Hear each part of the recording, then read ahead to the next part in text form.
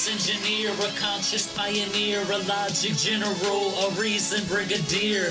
More bullshit from the pulpit. Meet me in the comment section and you get schooled, bitch. The godless engineer.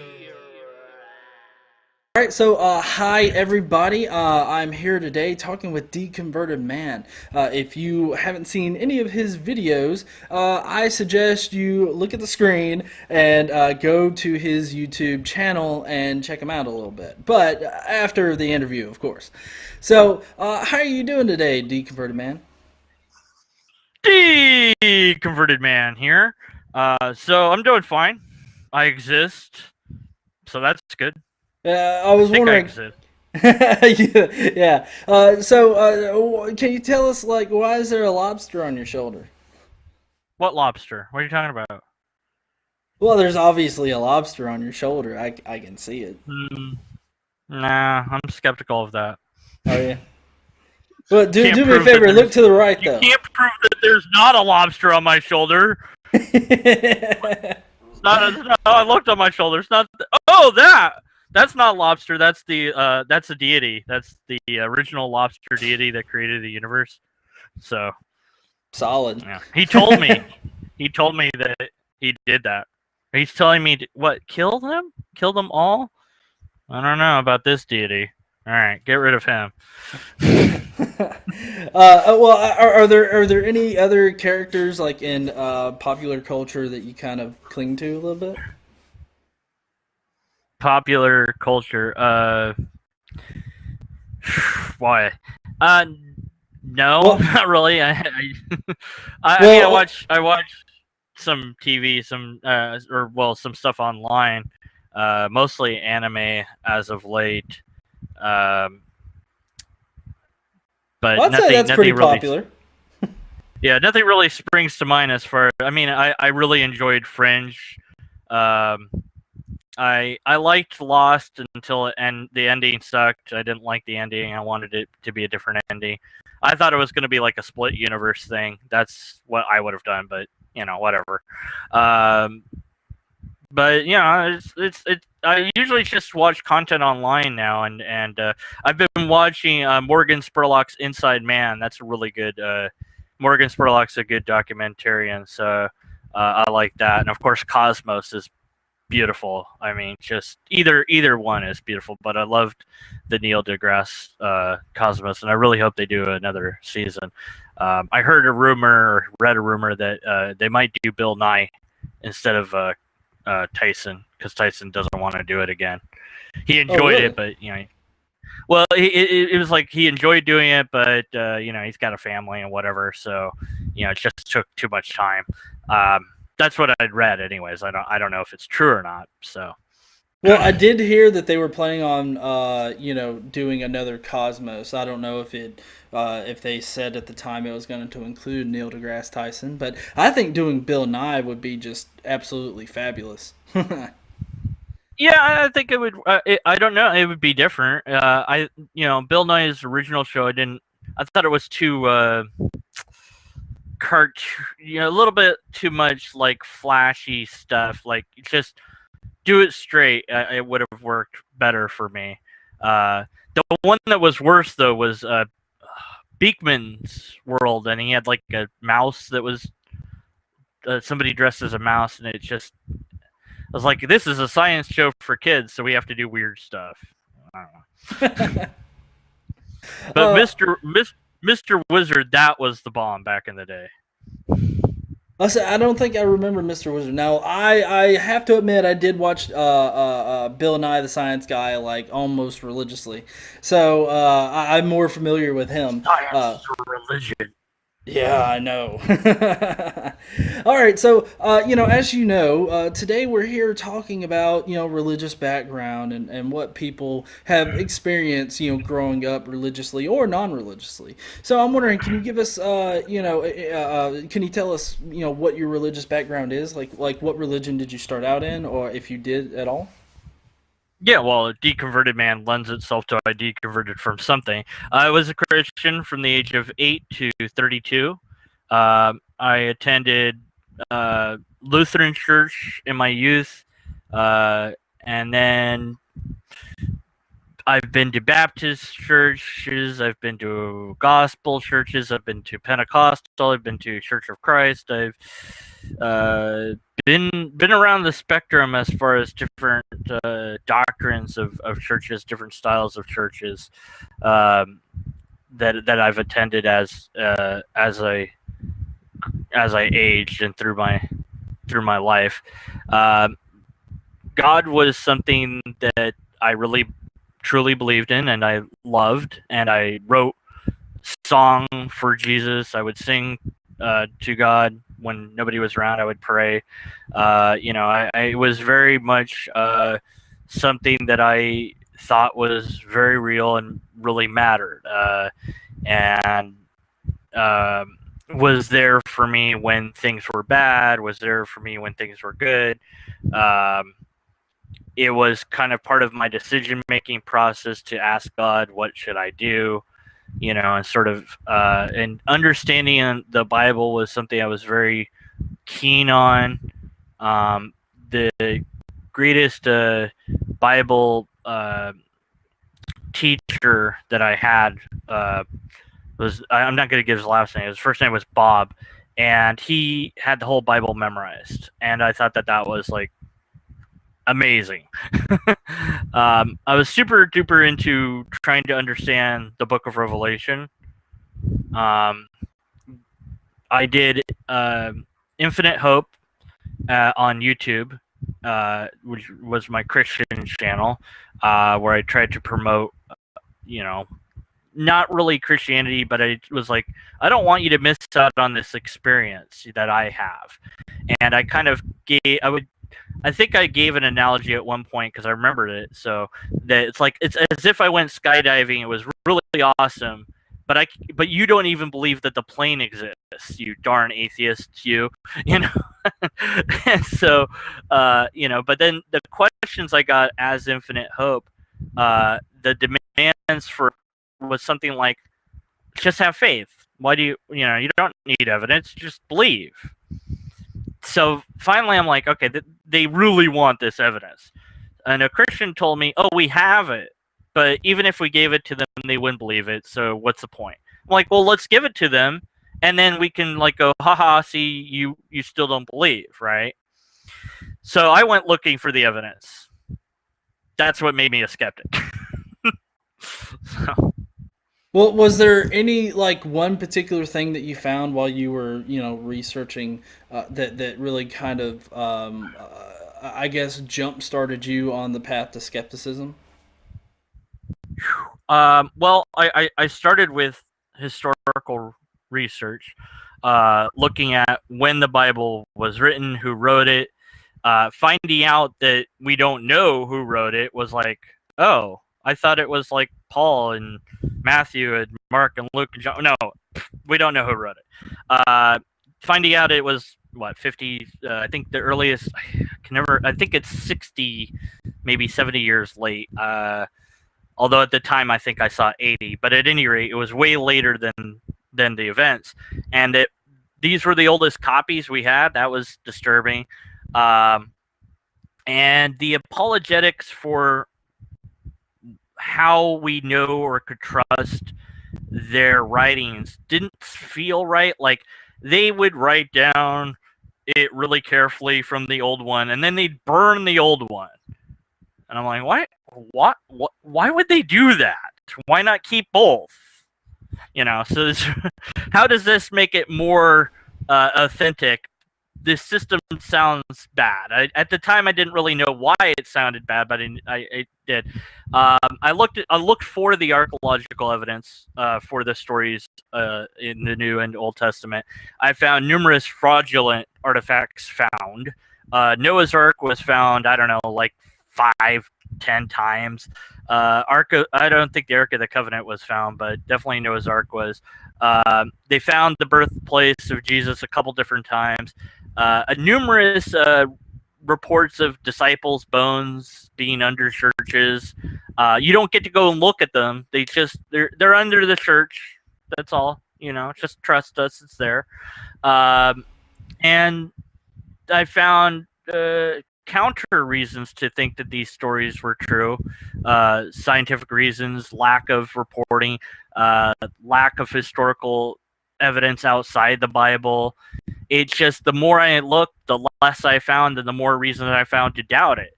And that was bad, because I didn't just find nothing, I found reasons to doubt as well.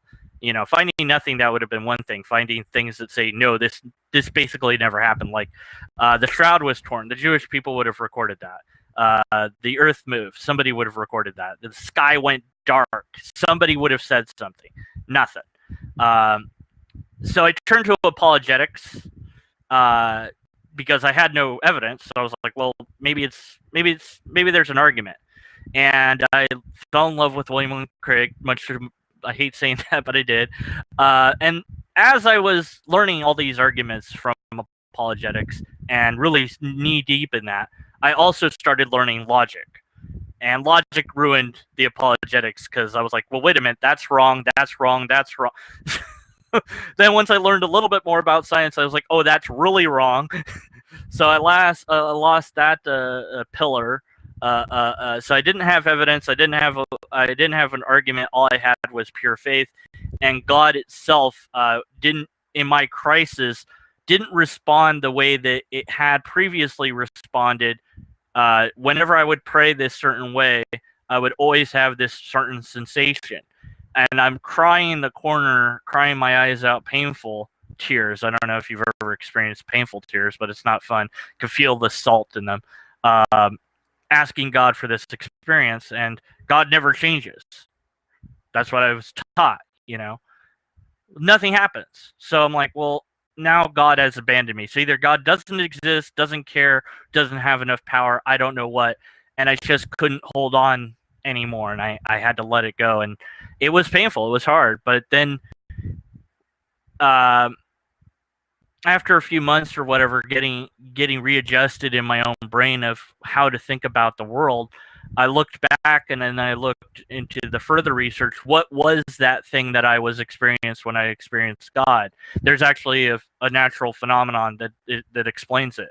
So it never was God. It was always me. And the reason I didn't encounter it when I was crying was because the only way to have that experience is when you're relaxed. So and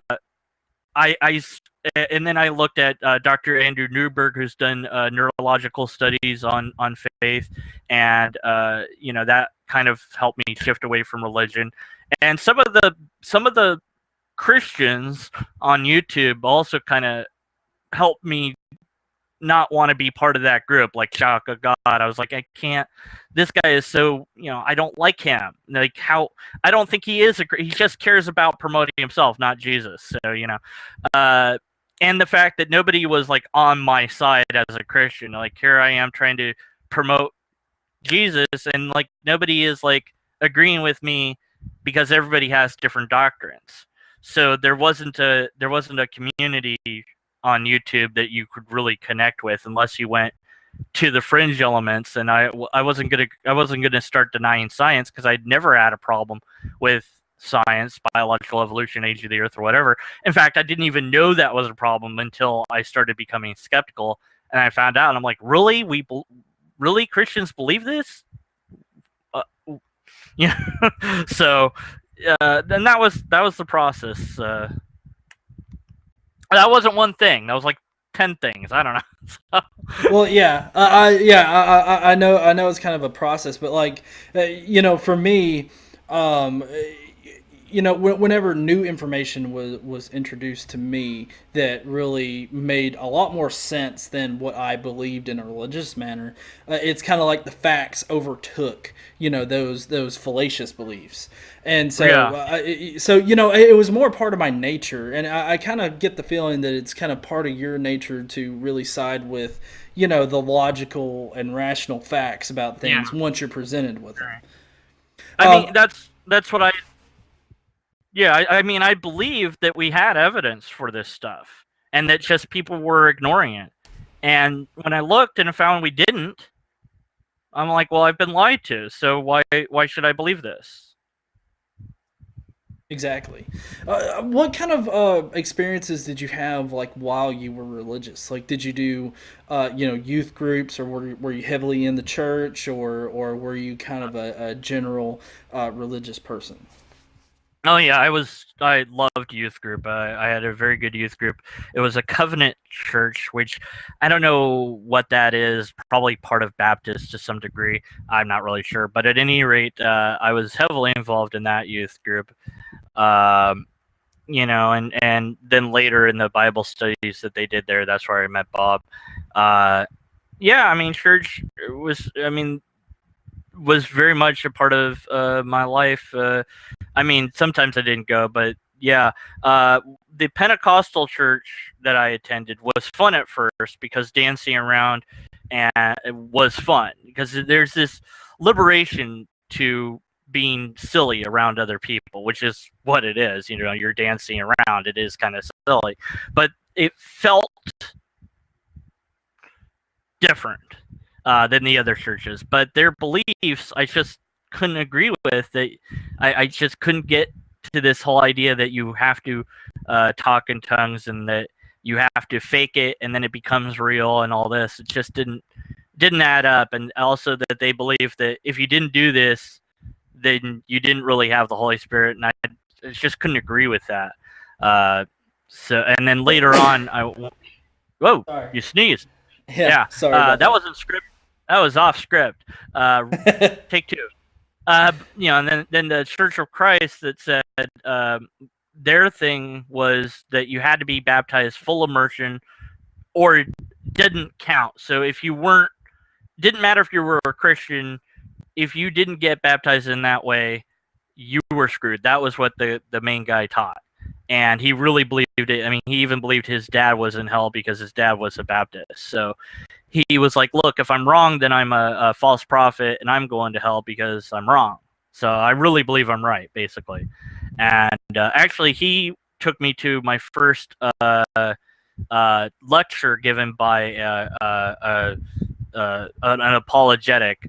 I forget his name now, but he runs doesgodexist.org. Where they give out free materials. So, hey, if you want free stuff, ask God.org and you'll get lots of free stuff from them. Actually, that was kind of a thing for a while. Like, atheists were, I'd seen that a couple of atheists were like continually getting free stuff from them, trying to get them shut down. I don't know if that's a good approach or not. But if you did need a free Bible, they would give it to you for, or whatever. They had a book, Understanding Evolution, a Christian Perspective, I got from them for free, which helped me to feel like, oh, it's okay to believe in evolution. And back then I thought it was a belief rather than a fact. So, but yeah, I super into church. Yeah, definitely. Okay, well, as you were starting to become more skeptical and questioning things, how were the reactions of people around you? Like friends, family, anything like that? Did they push back really hard? Well, my my ex-wife, I was married. Well, some people didn't know that. Now they do. She, would be like, "There's a God," and I'm like, "Really? Where? Can you prove it?" And it was kind of funny because this one guy at church, when I was like, I just couldn't be in church anymore. I was sitting there like, I can't do this anymore. I walked out and very frustrated. And this one guy was talking to me, trying to convince me that Jesus exists or whatever. And I was arguing with him. And eventually he told me write a book. So I did. I wrote a book. It was very short. So my ex went off to church with it, and then she said, well, we wound up talking about time travel in the universe and stuff. And I'm like, well, that's good. At least it caused conversation. I don't think you read it, but at least you talked about stuff, I guess. And I'm still working on that book today. I'm refining it, trying to make it better, longer, whatever. But yeah, I mean, she totally disagreed with me. My brother, when I moved in with my brother, he was surprised to find out I was a skeptic, and we butted heads for quite some time on it, but we finally learned how to not step on each other's toes, because he's a Christian, and he has told me numerous times that he's learned a lot from me, and I try to be humble about it and be like, well, okay, thanks. And he's much more open than he was before. My mom accepted that I was a skeptic. She said, I think something like, it worries me that you don't have an answer. And I'm like, well, you didn't really ask the question, but I'm fine with the mystery. It's better to admit that I don't know than to think that I know. So it's not an issue for me. I don't miss feeling like I know everything. So I mean, I did lose friends when I contacted my old youth pastor. He didn't want to talk to me after I told him. That was it. That was like the last email I ever got from him was, "Oh, you're just into science. That's it now." And I'm like, "Yes," and that was it. So, my friend that I had as a Christian, he pretty much didn't want to associate with me anymore after I told him. Pretty much I got a wall of silence from many of the Christians that I knew once I told them that I was a skeptic. I didn't get any response at all. So, I would have, in a way, I would have rather them said, well, screw you or something, than to just not say anything at all. That's silence is harder to deal with, at least for me. So, well, yeah, but I didn't have. Go ahead. I was just gonna say it would be for me too. Getting the whole silent treatment, because then it's just like they didn't even it's like they can't look past like your own personal belief. And I kind of get the feeling that you weren't like pushing your belief, like you were just trying to, figure things out for yourself and, come to that conclusion, what was kind of a personal thing for you. And, when you express that feeling to other people, to have them totally shut you out of their life is very emotionally harmful, in my opinion. Yeah. Have you heard from many other people, like other skeptics, atheists, that have gone through a similar thing, or what? Yeah, I mean, I love people's deconversion stories, so I try to ask them about it if they have a video or if they have text on it. Godless mom had a poll survey asking people to send in their deconversion stories, and I'll get that website for you so you can put it on the description. People can check that out. But at any rate, what's the doctor's name? Oh, I can't remember names. Doctor, I can't pronounce her name anyways. She knows who I'm talking about. Is doing some sort of study on deconversion as well. So yeah, there's similarities in our stories, but yeah, the biggest is when the family chooses God over them, or when the wife or husband or significant other chooses God over them, that is just wrong. But yet that's what you're taught to do. That's at least from Christianity and maybe other religions as well, is you're supposed to put God way up here, and so everyone else, if they say no to God, then you have to say no to them, and that is a very despicable thing, because we know that we exist. I know you exist. You know I exist. God, maybe, I don't know, but if God really loves us, why would he or she or it want us to disassociate with each other just because we don't believe in it? That doesn't sound like an actual God to me. It sounds like a made up God. A real God would not have the qualities that we say that it does. At least from my perspective. So Right. But yeah, I've heard lots of stories, lots of heartbreak. A lot of just kind of, nobody cared sort of things too. Well, I'm kind of curious. Is there any particular thing that got you to start calling yourself an atheist, or do you not really use that label now? Well, I say I'm a skeptic, just because I thought, well, I'll be different. I'll just be like, yeah, I'm a skeptic, because most arguments start with the atheist X, whatever, or atheism, fill in the blank, and I'm like, oh, what about skepticism? So, so, so I'm a skeptic, and because I'm a skeptic, I'm an atheist, and to some extent, probably agnostic, and probably other words I don't know. But I don't know that the name game. I've talked about it a little bit, but I don't know that the name game matters. But labels can be important, so I'm not ashamed to say I'm an atheist. I'm fine with that. I like saying I'm a skeptic because it's more broad. It describes that more things that I doubt in general. And plus, it always gives the opportunity for the potential joke of I'm a skeptic, and then you say, "What are you skeptical of?" Which he's not going to do. And then I go, "What you got?" See,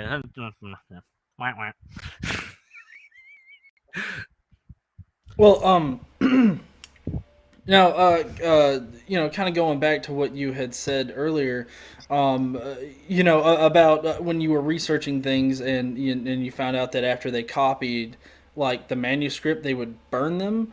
That coupled with there's seemingly need to shut out anything that actually questions their faith. Do you feel that this is really indicative of more of a control structure rather than an actual religion?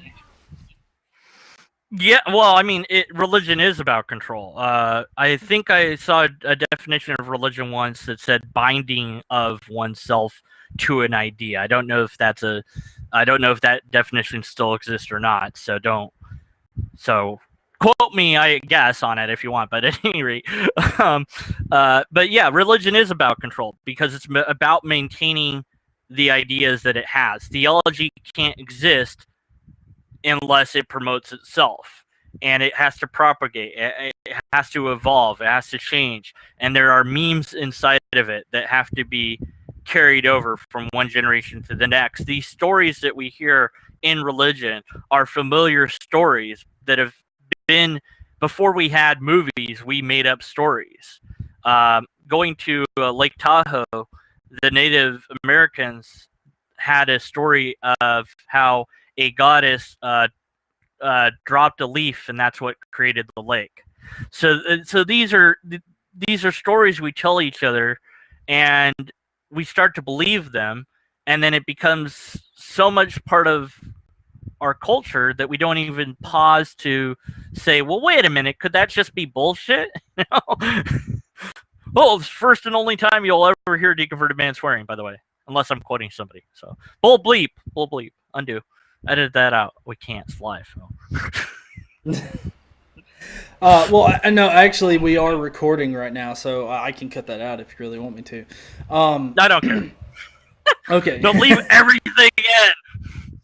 What would you say is the dynamic like between when you were a Christian and then when you came out the other side as a more skeptical person?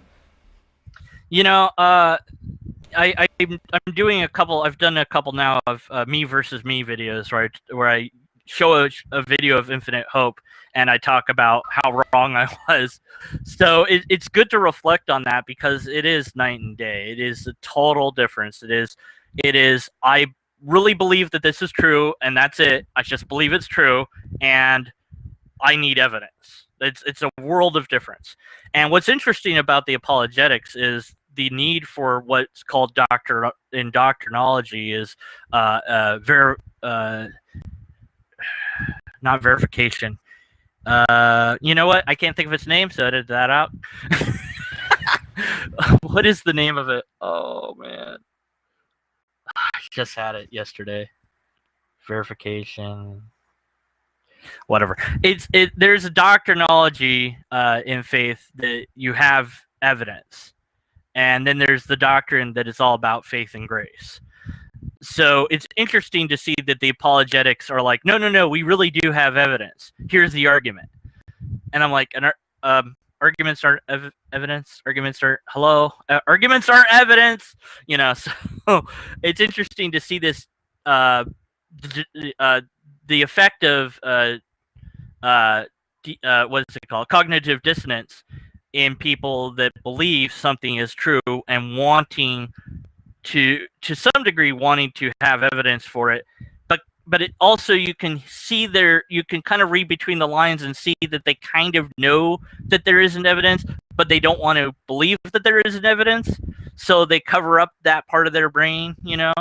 So that's kind of, I see the dynamic between my past self and my present self as somebody who just believed these things were true because belief, and somebody who wants to know what is true. And if I was given good evidence for these things, I would agree with them. Okay. I'm kind of curious. Have you do you feel like you've changed like your character or anything like that since you've become more skeptical? I mean, I know that you are questioning things and whatnot, but I'm kind of curious if there's anything else that's kind of changed between your past self and your current self.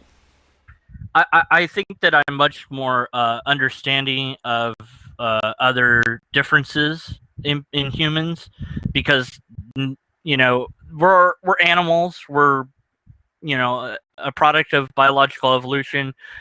People are going to be jerks because that's the way they are. Some people are going to be nice, because they have better altruism than the people that are jerks. So for homosexuality or it's like that was something that I had an issue with. Now I don't. Science in general was like kind of like always sort of like afraid of, kind of a love-hate relationship with it. Now it's like, hey, great, give me more. I love it. I'm not afraid to learn new things now. That's the biggest thing I think that I've come to. Is before, there were things I could not know because if I knew them, it would ruin my belief. Now, because I have no beliefs, I don't care. I want to be wrong because I learned something new. And so it's like, yeah, tell me I'm wrong. Show me how I was wrong. And if you have a logically coherent argument, repeatable tests, empirical evidence, I'll be like, oh my goodness, I was wrong. Thank you. I now know that. And so I'm not afraid to learn. And I think that that's a huge difference. And also, again, mentioning my brother, a lot of that's rubbed off on him of showing him being gay is not a sin. Here's it doesn't even say that in the Bible. Here's where you can find that out. And him going like, oh, like it was like it didn't, it took a bit to accept it, but he eventually saw that it was true. Once he saw that it was true, he accepted that it was true, whereas a lot of theists don't do that. So, well, I'm kind of curious. Yeah, well, I'd be kind of curious to ask, how they reconcile, the some of the verses that are perceived as being against homosexuality that call for their deaths. Did you ever ask him about that?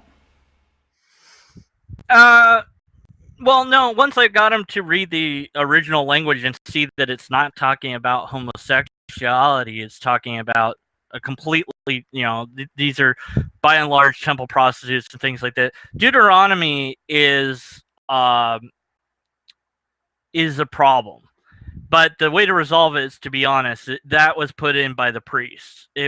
And so I'm trying to get him to accept the possibility that Deuteronomy shouldn't be canon, shouldn't be that you think God really told people to kill people, that it's actually people just making up that God told them to kill people. But he doesn't really, I don't know if he has, I'd have to ask him if he has any thoughts on that, maybe you'll interview him one day. I don't know. Well, see, that's just like that was me kind of going off the cuff, and because that's normally where I go whenever people kind of talk about that particular subject, because it's like I don't know, I feel like a lot of Christians nowadays really half-ass like what the Bible actually says. Like Yeah, I've had Jehovah's Witnesses directly to my face read the entire verse and stop before it tells you to kill homosexuals and be like, "Oh, that just means God doesn't like it." And look, it's good. yeah, I mean, everything is punishable by stoning to death. I'm like, dude, why stoning to death? That's really messed up. Like, death penalty, yeah, okay, maybe I could see that, but really stoning to death? That's just that is just like, oh, you disobeyed your parents? Yeah, you're gonna get stoned. Now, the Jewish apologetic on that is that the laws were such that the priest rarely ever did the stoning or told the community to stone the person. I'm like, it doesn't matter. It's still there. It doesn't matter if it was never done. The fact is, you were told to do it in the first place. So it depends on who you ask what they're. But the Jewish apologetics are more honest typically than the Christian apologetics. So, Okay. and as a side note, the poll was done, and I would have to go find it again, but it showed that Jewish people, by and large, are more aware of scientific issues, more aware of political issues, less likely to vote because based on their religion, but based on what is good for the country. So it does seem there is an atheist element in Judaism as well, because it's not necessarily about believing in God; it's more about the traditions. So by and large, Judaism is less of a threat than Christianity is. That's not to say that the world would be better without both, but if we could just get those Christians to be Jewish, maybe it would have a little less problem.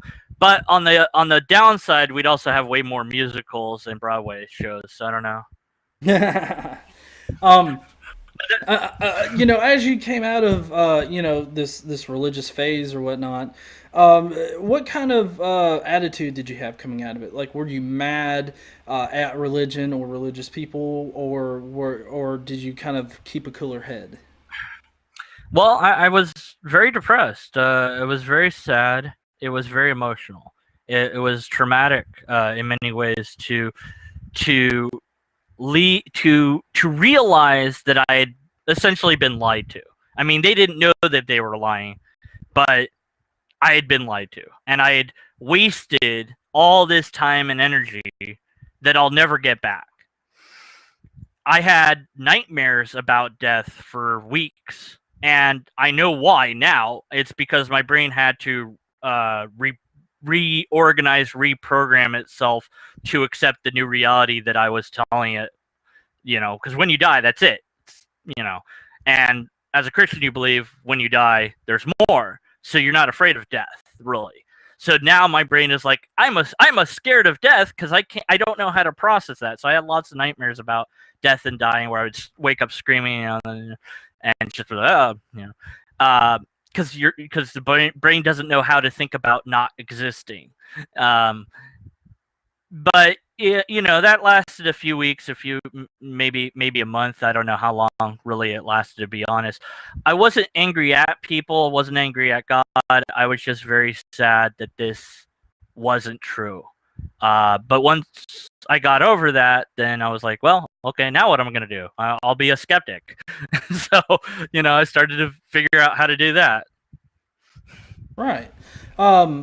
Did you feel like I know for me personally, when I shook the religious belief, it was kind of like a weight had been lifted off of me, like because I felt this immense amount of guilt for a lot of things in my life, but without this God element in it, this overseer, this guy that sees everything that I do and knows everything I think, that was very, it lifted all of that guilt off of me, and I kind of started along a path of, I guess, what you could call recovery. Would it be safe to say that you kind of didn't have that effect, really? You didn't feel like a huge weight had been lifted off? No, not really. I mean, I didn't have that particular feeling, but I will tell you that you're told this as a Christian, at least I was, and I've heard it said, if there is no God, you can do anything. You've probably heard that, right? Yeah. Have you heard that? Yeah. Okay. And you'll hear the Christians say, "Well, if there, like say Kirk Cameron, if there wasn't a God, I'd go kill all these people." There was a moment when in my brain, I'm like, there is no God, and this feeling of I can do anything, and this scary moment of I can do anything because there's no God. I can do anything. So what is it that I want to do that I didn't do before, kind of thing. And that moment passed, but it was a very intense moment where it was this realization that whatever evil I had in me could have come out in that moment. And if I had been a psychopath and just been using God to stop me from being a psychopath, then I would have been a psychopath. I would have, hurt somebody or done something horrible. So when people say, you don't want me to stop believing in God because I'll go kill people, they probably really mean that. But even if there's a God, we can do anything. Either way, it's true. We can do anything, but there's consequences for our actions and inactions. So even though whether there's a God or not, it's irrelevant. So this meme that's propagated in the Christian idea that, well, if there's no God, then you can do anything. Well, even if there is a God, you can still do anything. And in fact, you can do anything and then be forgiven.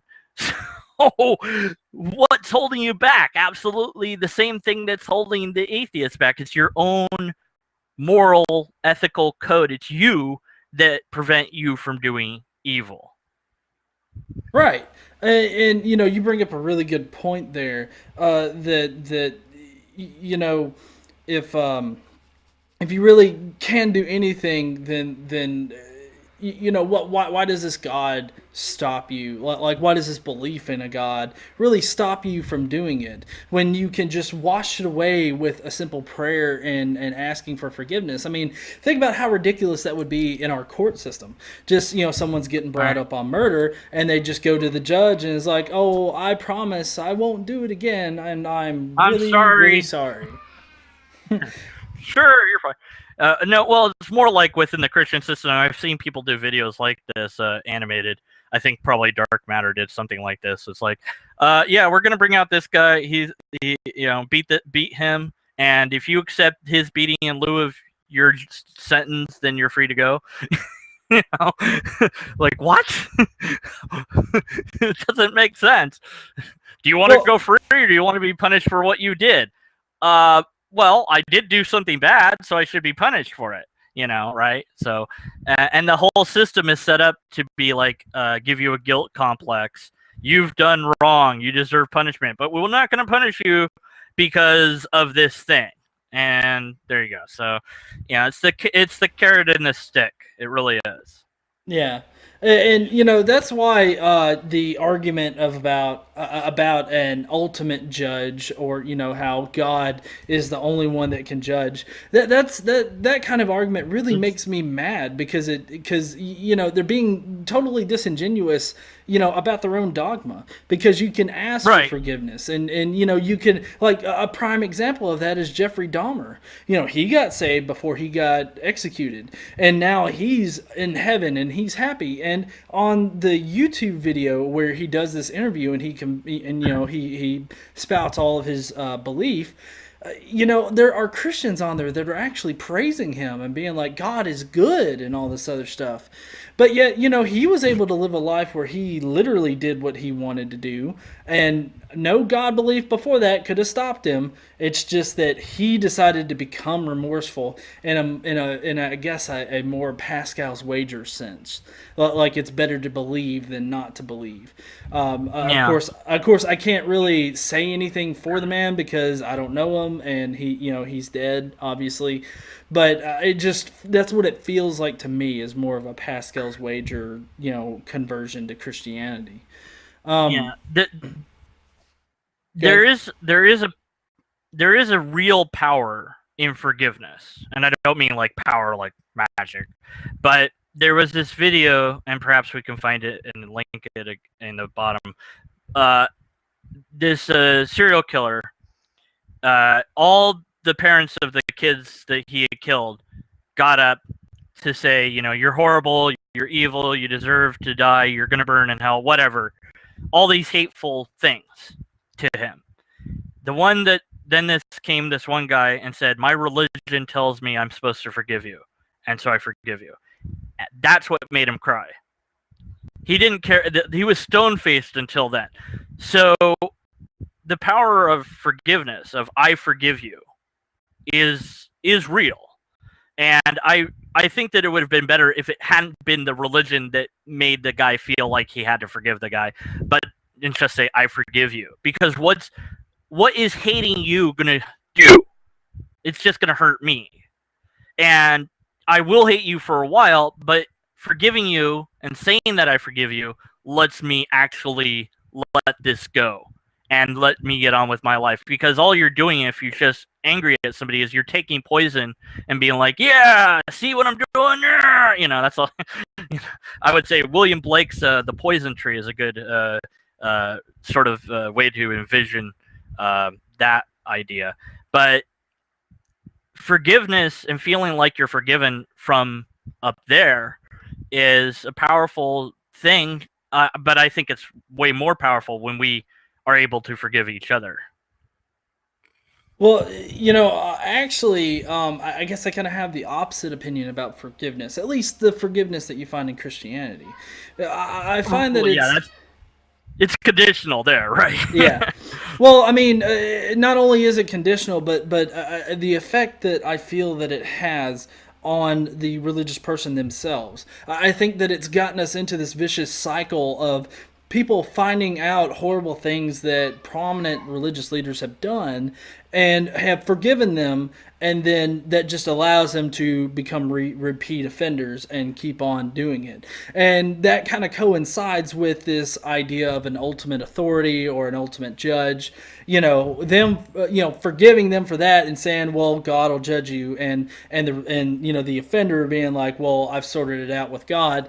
It really does kind of create, and you can even see this in the news. Like anytime you find a person or a prominent religious leader that has been convicted of sexual crimes against children, you'll find that it's not the first time that they've done it, that they've done it in the past, and people have either ignored it or left it up to God to deal with it. And so that's why I feel that the forgiveness aspect and then and subsequently the ultimate judge kind of thing, it really creates this vicious cycle. But as far as from a human standpoint, like forgiving someone for your own mental health, I can see the value in doing that. That's what I'm saying. But I'm also saying that the reason why the system works so well is because it incorporates something very powerful. We want to feel okay. We want to feel forgiven. We want to be forgiven. So whether that's actually a person telling you, we're cool, or feeling like this thing that doesn't talk is going to forgive you, that's why it's there, I think, is because we recognize that it feels good to feel forgiven. So it's misused to hook people in, But yeah, I completely agree with your assessment there on that. And to kind of play off that and go into more of stuff that you're doing now, what can you tell us about your channel? What kind of videos you're putting out on it? Well, Deconverted Man, it's Deconverted Man 1, unfortunately. I actually registered Deconverted Man, and then Google screwed me up somehow, so it's Deconverted Man 1. I don't know what happened. Anyway, so, what I do on YouTube is very different than anyone else. I talk about things. No one else does that. No. Well, I do. I do a number of things. I analyze videos for logical fallacies. I will debate whenever I can. I love to debate. I want to debate more people. Unfortunately, they're not willing to come onto my channel most of the time. They want me to go on theirs. I do my the project that I'm most happy about is the 1 Minute Skeptic, which is every Sunday except when I forget, and and that's different people that are non-believers or skeptical in nature, answering different questions, and it promotes them. It gets different ideas out there. It gives us time to think about different things, and so I really am proud of 1 Minute Skeptic. I always need voices for that. So if anyone ever wants to be a voice on 1 Minute Skeptic, let me know. You're in. And I don't know, we'll run out of questions. I mean, I think we still have a lot of questions to answer. So I also do talking points, which is kind of a thing I introduced a while ago. I don't know if it's going to be a regular thing where I just discuss something kind of unscripted, but I discuss something that is on my mind, and to try to get people to talk about it. And then, of course, I do unscripted, DM unscripted, where I just talk about whatever. Catapult Pancakes, which are completely irrelevant, meaningless videos that I make because I like to make videos. Not everybody likes the Catapult Pancakes, that's fine. And I think that's pretty much it. The analysis, this kind of a veering from the analysis, was exposing Bob Barber as a fraud, which right now is my main channel. If you go to the channel, that's like the first video you see there. Before that, it was the Side 10 Bergengate debate was up there, which is also, I'm very proud of that because Karen S. helped me with that, and it was awesome. But yeah, Bob Barber is this guy on YouTube that pretends that he can analyze dreams and tell you about the end times. And the kangaroo atheist guy did a fake dream to him, pretty short, pretty funny, and I thought, well, I could do better. And I did. I got him to do all these different memes. World of Warcraft over 9,000. I basically had him saying the entire Rick Astley song. Full House theme I threw in there, and just proving that he, didn't have any power. What's interesting about that is the responses I've gotten to it. You're the fraud. You didn't prove anything. You're just a liar. And these sort of, and one of them I had to block because they just swore, and I didn't want to deal with that. But most of them I let go because I'd rather they comment. They really want to believe that Bob has these powers. They don't want to think that he doesn't. And being shown that he doesn't, they go, "Oh, you lied, so that doesn't prove anything." It's like, yeah, but I'm admitting that he should have known that my dream was a fake if he had any power. And come on, guys. And he actually said to me in an email that even a fake dream can still have meaning to it. I'm like, really? Then why did you take my video down then? If now that you know that it's a fake, but it still mattered, then why isn't the next video talking about, hey, this guy made up this dream, but there's still these things that matter from it, blah, blah, blah, blah. No, he took it down because it embarrassed him, and he knew that it embarrassed him. I thought he was going to false flag me. He didn't, because he knew he was going to lose on that. But he just proceeded as if it never happened. But, that video's been mirrored a few times, and yeah, people that enjoy Bob Barber did not enjoy my fiery takedown of him, and it's interesting to see that in action. So if I find an opportunity to do something like that again, I definitely am jumping on that. But yeah, so that's the essence of what I do, I guess. And occasionally there will be lobsters, because I am a lobsterist as well as being a skeptic. But lobsterism is a very unique religion. It's a bizarre one, I admit, but it's better than turtleless, that's for sure. Do you hear me, Finite Etiquettes? Turtles suck! I'm going to be sure to notify him of this video. Oh, no, Finite Atticus knows he lost that debate. He knows that he lost that debate. That's why he hasn't debated me since. You lost that debate, Finite. I don't know, you know, turtles, they can learn karate and shit, you know? We talked about that. It doesn't matter. Didn't negate the point that the lobster original deity is the real deity, and his turtle, Morga, whatever he wants to call him, is a false god. We know that. We have the truth. He doesn't. He knows it. He knows he lost. But he won't debate me again because he knows he'll lose again. So if you want to see, if you're interested at all in wasting an hour of your time, Finite Atticus and I did a video on his channel called Pre-Soup Argument. So we debated turtles versus lobsters, and I won. Well, I'm kind of curious. Is there any certain like Christian apologetic argument that you're just, you know, tired of? All of them. They're all worn and tired. They've been debunked multiple times. I think the Kalam is the worst of all of them because it does logic bad and it also does science bad. And it's the most pointed. Oh, look, it's the Kalam. Oh! You know, if the Kalam was a woman, William Lane Craig would totally marry it.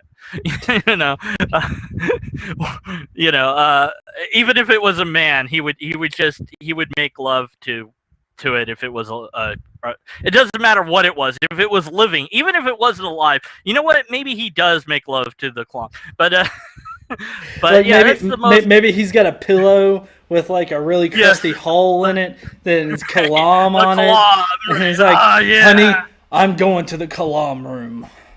The Kalam room, right? I'll be coming in the Kalam room. Whatever begins to exist, whatever begins to exist.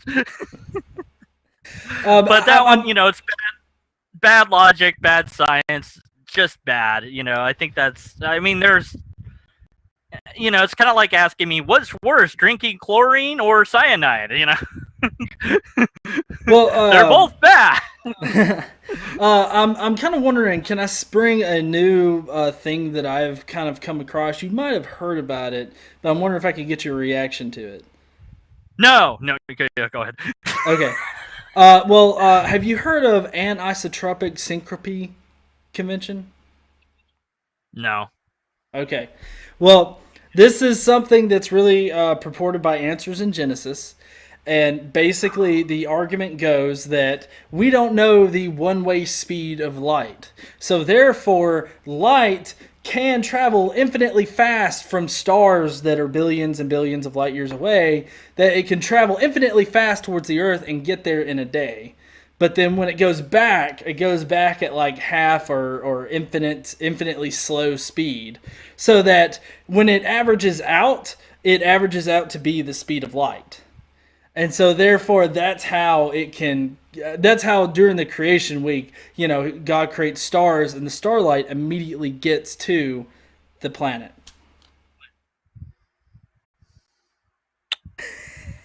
I like your expression right now.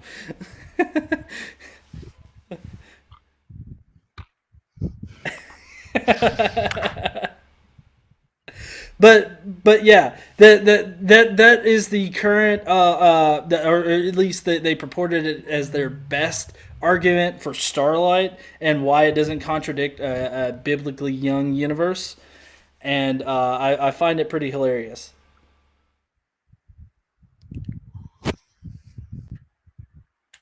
I got nothing. Special knowledge, special pleading. Outright lie, formal fallacy, failure to give an argument, no evidence, no citation. Yeah, so it's all of that. Yeah, it's all of that wrapped up into a big pile of crap, huh? What? I'm on an interview. How are you a phone? I'm a phone now. Okay. What do you want? Hey, how's it going? No, you can't be in this thing. I want to be. No. Sorry, I mentioned outright lies, so he called. Oh, okay. It's a thing that happens. Well, People that watch my videos will understand. yeah. They're like, no, we won't.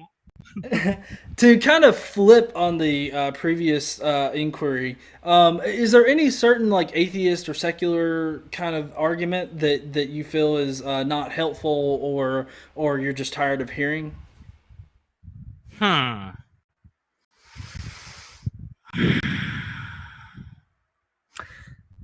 Um, not helpful would be I would think anything that isn't logically coherent to me is not helpful.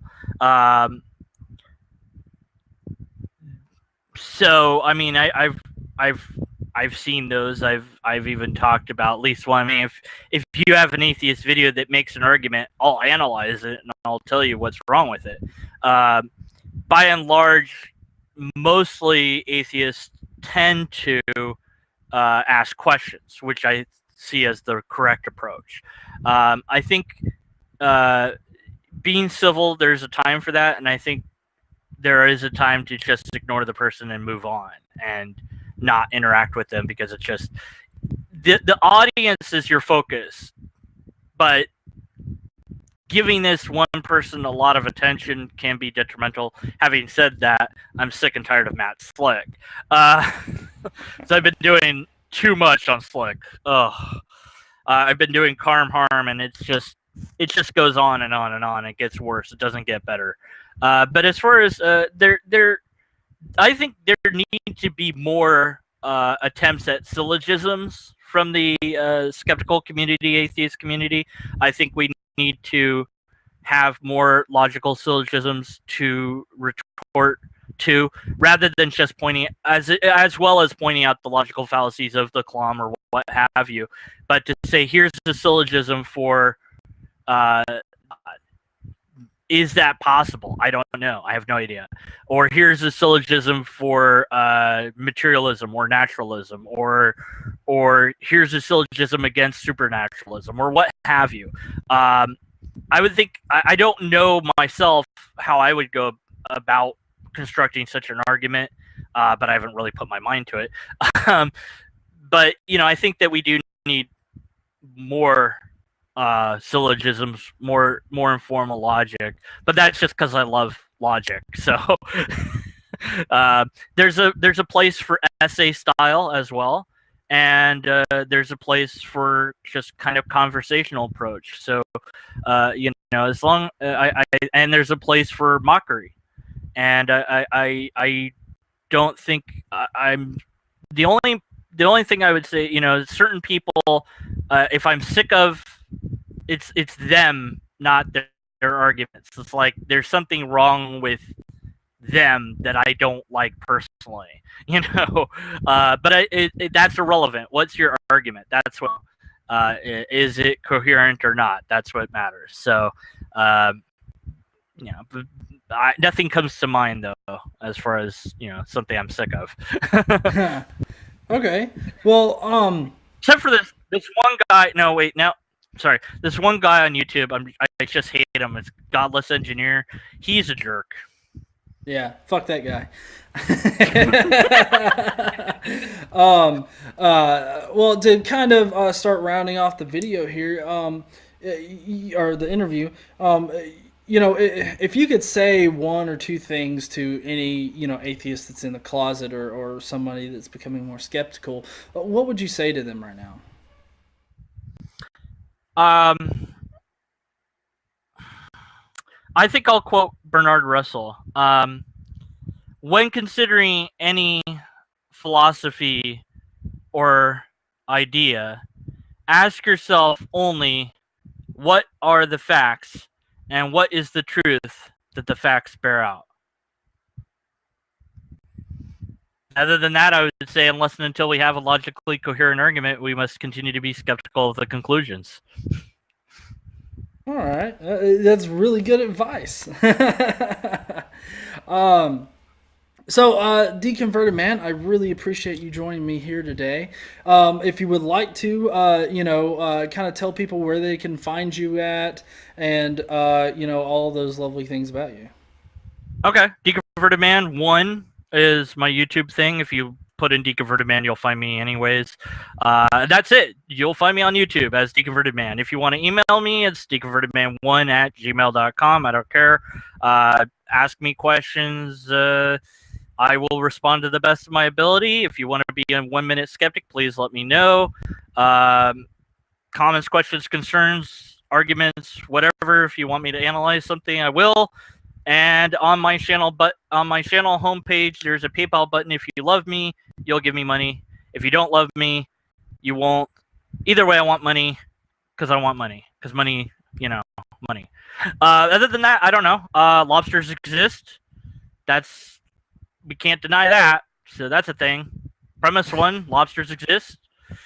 And premise 2 is either lobsters exist or you should subscribe to me. Wait, no, that's not how I wanted to do that one. I'll be back later with an argument that you should subscribe to me. That's all I've got. Yeah. I appreciate it. Thank you for your time and energy, Godless Engineer. I was kidding about you being the worst thing. Oh, you're not. No, I know. That definitely goes out to Deconverted Man. He sucks. I hate. No, wait. Well, what else could I say that I don't like? I don't know. I could just start naming people I don't like. Robin, I'm coming after you. Karen S. Armored Skeptic, you son of a finite Atticus, and Creationist Cat.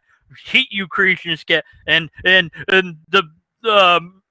Paul the Skeptic and Barbarian and all the different people that have been on 1 Minute Skeptic. Ah!